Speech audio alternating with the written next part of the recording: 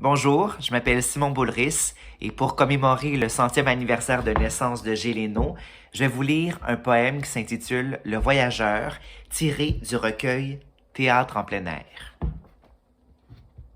Il court, il n'arrivera jamais. Le train était parti, le bateau coulé, l'avion n'était qu'une ombre en croix sur les champs de blé. Il marche, lundi, mardi, mercredi et toute la semaine. Ah, l'auberge peut-être s'envolera. Mais il y a cette horloge immobile éternellement, qui regarde le temps d'un œil mécanique. Il court vers l'horloge phosphorescente de la gare.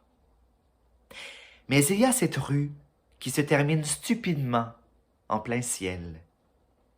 Tout l'espace s'ouvre, l'œil tourne et lit sans jamais s'arrêter. Gare, le train va partir. Gare, le train va partir. Gare. Assez. Assez. Les saisons tournent, les années passent, les fleuves coulent, la terre est trop petite. Le jour et la nuit occupent le même espace par on ne sait quel sortilège, quand on aperçoit tout à coup la lampe surgit de ce cauchemar. Sa lueur seule éclaire l'étendue pendant que le jour et la nuit se partagent l'épaule. Il court, il n'arrivera jamais. La terre tourne en sens inverse. Il est un chien dans une roue de foire. Il est un clown sur une boule au milieu du bazar pendant que la bagarre déferle sur la ville. Non, ce n'est pas si grave. Il marche seulement. On a cru qu'il courait parce qu'il est vieux et qu'il tremble.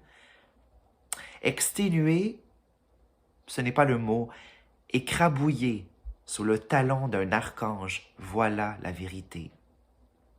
Pendant que l'aube se lève enfin et que les mares fument, attisées par le vent du sud, il s'arrête, plein de la nausée du vol des vautours voraces, en équilibre sur le bout du monde, en trempant un orteil dans la merde. Il est arrivé, mais il ne sait pas où. Bien sûr, c'est un cimetière d'éléphants, et pour la première fois, le soleil se lève à l'ouest. Il n'a qu'un mot plat pour décrire ce spectacle. Zut alors, dit-il. Alors, ce serait-il que le soleil serait gaucher?